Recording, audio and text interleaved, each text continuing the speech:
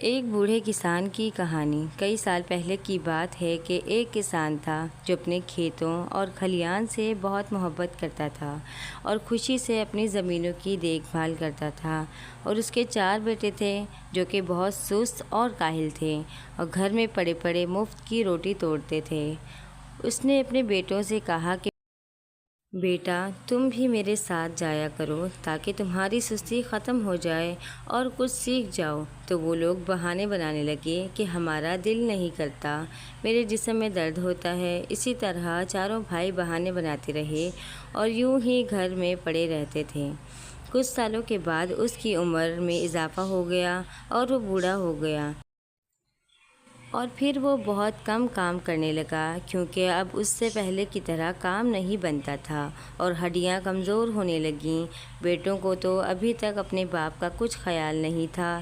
دن بدن کسان کی طبیعت بگڑنے لگی اور وہ بیمار ہو گیا، کام کرنے کے قابل نہیں رہا، اور ایک دن ایسا آیا کہ اسے لگنے لگا اب میرے جانے کا ٹائم آ گیا ہے، اب میری زندگی اور نہیں ہے۔ تو وہ سوچنے لگا کہ میرے جانے کے بعد میری آلسی اور سست بیٹوں کا کیا ہوگا؟ وہ کیا کریں گے میرے بعد؟ انہیں تو کچھ آتا بھی نہیں اور نہ ہی کبھی انہوں نے کچھ سیکھنے کی زحمت کی۔ تو وہ ایک ترکیب سوچتا ہے کہ کیسے اپنے بیٹوں سے کام لیا جائے۔ تو کسان نے اپنے 4 بیٹوں کو اپنے پاس بلایا اور کہا کہ مجھے لگتا ہے کہ میرے اب چند ہی دن باقی رہ گئے ہیں، تو میں نے سوچا ہے کہ کیوں نہ تمہیں جانے سے پہلے خزانے کا بتا دوں تاکہ تم لوگ میرے جانے کے بعد ایسے ہی خوش رہو اور جو چاہے مرضی کھاؤ پیو۔ تو یہ بات سن کر 4 بھائیوں نے اپنے باپ سے پوچھا، خزانہ؟ کون سا خزانہ؟ کہاں رکھا ہے؟ بتاؤ ہمیں تاکہ ہم اسے نکال لیں۔ تو کسان نے کہا، میرے پاس جو زمین ہے میں نے اس کے اندر ہی خزانہ چھپا رکھا ہے، پر تمہیں ابھی وہ خزانہ نہیں نکالنا ہے، جب میں چلا جاؤں تو پھر نکالنا، یہ میری خواہش ہے۔ تو 4 بیٹوں نے حامی بھری اور کچھ دنوں کے بعد ان کے باپ یعنی کسان کا انتقال ہو جاتا ہے۔ وہ 4 بیٹے بڑے اداس ہو جاتے ہیں۔ چند دن گزرنے کے بعد انہیں اپنے باپ کی بات یاد آتی ہے، تو 4 بھائی مل کر زمین پر جاتے ہیں اور ساتھ میں کچھ کھودنے کا سامان بھی لے جاتے ہیں۔ 4 بھائی زمین کو کھودنا شروع کرتے ہیں، ایک بھائی ایک کونے میں، دوسرا بھائی دوسرے کونے میں، اسی طرح 4 بھائی الگ الگ جگہ سے کھودتے ہیں۔